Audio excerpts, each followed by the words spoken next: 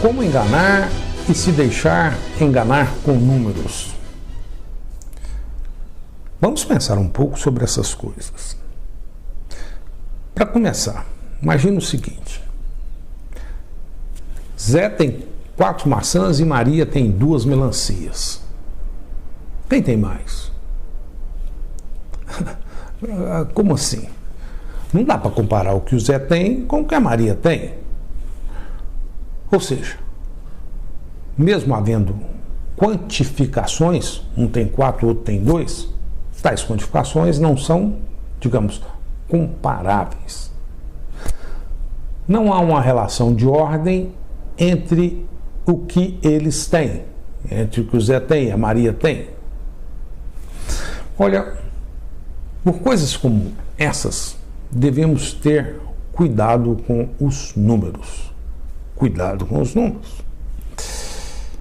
Imagine agora uma outra situação curiosa. Suponha que o Zé encontra em uma loja perto da casa dele um relógio bem legal e vê que o preço é R$60. Então ele pega o relógio e dirige ao caixa da loja para pagar o relógio. Mas no caminho, um amigo dele, que estava lá na loja, chama o Zé e diz: puxa, Zé, não compre o relógio. Há 4 quarteirões daqui há uma loja onde esse mesmo relógio está sendo vendido por 40. E o que o Zé faz? Olha, o Zé, como a maioria das pessoas, anda os 4 quarteirões para economizar R$20. Vintão. Agora suponha uma outra situação. O Zé tem um magazine e fica bem seduzido por uma televisão daquelas grandes. A televisão custa R$3.000 e o Zé decide comprá-la e dirige ao caixa para pagar. Mas o amigo do Zé está lá no magazine de novo e diz: compra não, Zé. Tem uma loja no final desse mesmo quarteirão, bem perto daqui, onde vi essa TV por... E o Zé, o que o Zé faz? Olha, nesse caso, o Zé, como a maioria das pessoas, compra a TV ali mesmo. O cadastro já está pronto, tudo certo. Não se incomoda em economizar os vintões. Interessante isso, né? R$20. Isso tem valor ou não tem valor? É meio relativo à situação. E se alguém lhe passa a perna de forma bem desonesta e lhe dá um prejuízo de R$5? 5. Você, como a maioria das pessoas, ficará irritado. Me passaram a perna em 5. Observe então que o efeito dos números sobre nós é bem relativo. Depende muito da situação. Suponha agora uma afirmação que fala de números. Havia 2 vezes mais assassinatos que roubos em nossa cidade. Havia 2 vezes mais assassinatos que roubos em nossa cidade.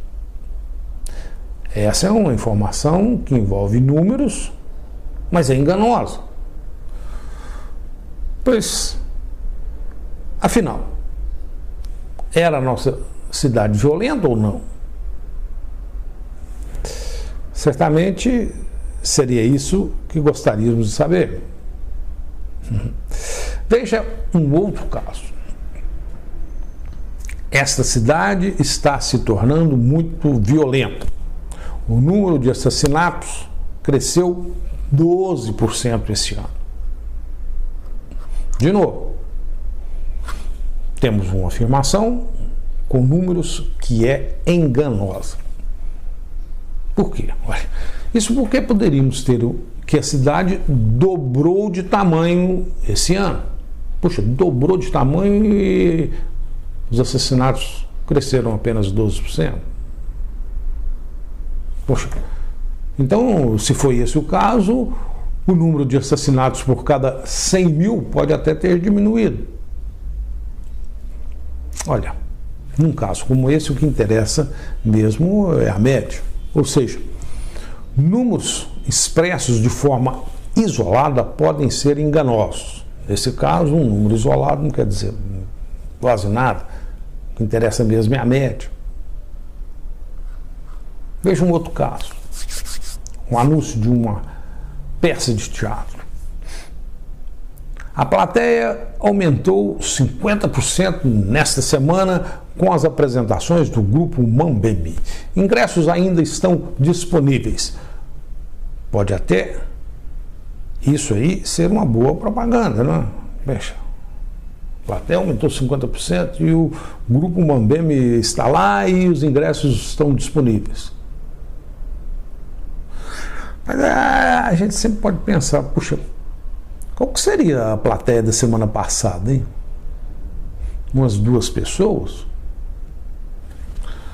E aí aumentou 50%, agora 3 pessoas? Ou será que eram umas 100 pessoas?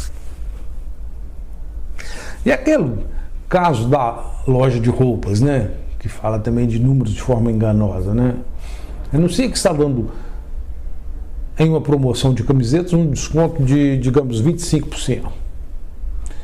E o preço atual da camiseta é 20%. Poxa, isso é bom ou não, hein? O preço é 20%, está dando desconto de 25%. Então você vai pagar 15%. E aí descobrimos uma loja vendendo a mesma camiseta por 13%, sem desconto. Olha, essa questão dos descontos pode ser bem enganosa. Cuidado com isso. Um outro fato interessante com números acontece quando compramos ações. Olha só que interessante isso, cara. Ações. Suponha que a Maria compra um lote de ações da Petrobras a R$20 cada. Aí em uma semana as ações passam a valer R$30 cada. E a Maria, que é esperta, vende todas as suas ações e ganha 50% de lucro. E o Zé? O Zé, dentro daquilo, fica entusiasmado mesmo.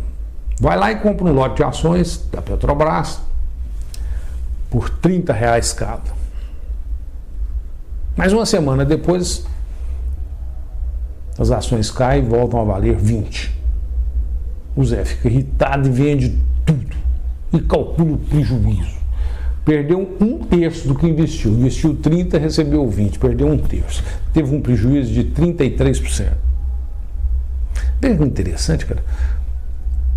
As ações eram 20, passou para 30. Aí a Maria ganhou 50%.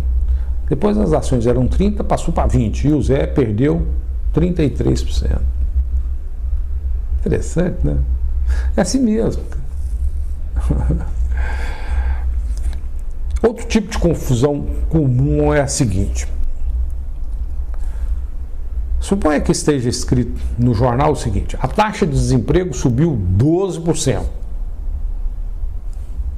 Cuidado, isso não significa que a taxa de desemprego é igual a 12%. Está dizendo que houve um incremento de 12% na taxa. Ou seja, se a taxa estivesse em 5, ela passou para 5,6. Cuidado com os números, podem ser enganosos. E se você ouve no rádio o seguinte: o aleitamento materno cresceu 16% desde 1989, por exemplo.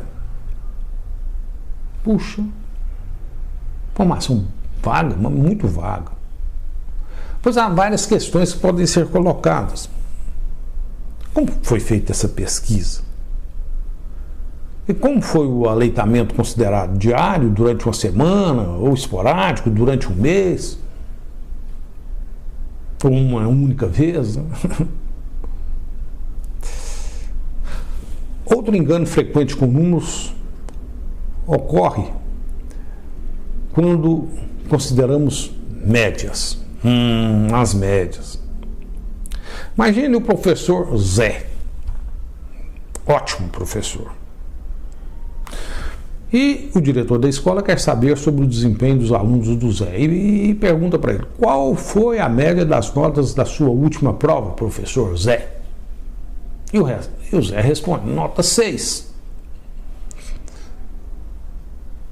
Parece que está tudo mais ou menos bem, média 6. Puxa, mas média? O diretor quer mais informação. E aí ele pergunta: qual foi a nota do meio, a mediana das notas? E a moda das notas? Mediana, moda, o que é isso? Olha, vale a pena pensar sobre isso. E o Zé apresenta os cálculos. Observe. Aqui estão as notas dos alunos do Zé. Vários tiraram 10, alguns 5 e o resto 4. Observe que a média dessas notas está aqui. É igual a 6. Mas e a mediana? A mediana é 4,5. Por quê? A metade dos alunos está acima da mediana e a metade está abaixo. Então, tem 10 alunos com nota acima de 4,5 e 10 alunos com nota abaixo de 4,5. Isso significa que tem muito aluno com nota abaixo da média. A mediana está abaixo da média. Outra coisa, a moda é 4. O que é a moda? É a nota mais frequente. Ou seja, a maioria da turma, a nota mais frequente é 4. Nesse sentido, a maioria não está bem, apesar da média 6. Observe que média pode ser algo enganoso. Precisamos saber mais sobre os números, sobre a distribuição desses números. Portanto, quando falamos de média, devemos procurar por mais informações. Afinal, a média está próxima da mediana? É importante saber isso. E os gráficos? Puxa, os gráficos podem ser muito enganosos. Observe o exemplo a seguir. Apresentamos aqui 3 gráficos que falam da produção de abóboras pelo Zé, pela Maria e pela Ana. O Zé produziu 10, a Maria 20 e a Ana 40. Ou seja, proporcionalmente, se o Zé é 1, a Maria seria 2 e a Ana 4. 1 para 2, 1 para 4. Esse gráfico nos dá uma ideia bem boa da proporção da produção de abóboras por essas pessoas. Mas se esse mesmo gráfico for representado assim, colocar aqui 9, 19, 29, 39, observe que desse ponto de vista desse gráfico, a Ana está muito melhor que o Zé. O Zé está com, parece, produção muito baixa. Perdemos um pouco a noção de proporcionalidade entre essas produções de abóbora. E se o mesmo gráfico for representado assim, observe que nesse gráfico as linhas aqui, essa linha aqui é a linha de produção igual a 50. Todo mundo com produção abaixo de 50. Do ponto de vista desse gráfico, há muita semelhança entre as produções do Zé, da Maria e da Ana. Todas são muito poucas, muito pequenas, essas produções. Conclusão disso: cuidado com as representações dos números. Cuidado com os gráficos, como essas representações são dadas nos gráficos. Tais representações podem nos enganar. Por fim, devemos considerar uma outra coisa interessante e importante: o problema dos falsos positivos. Esse termo falso positivo é bastante usado em medicina.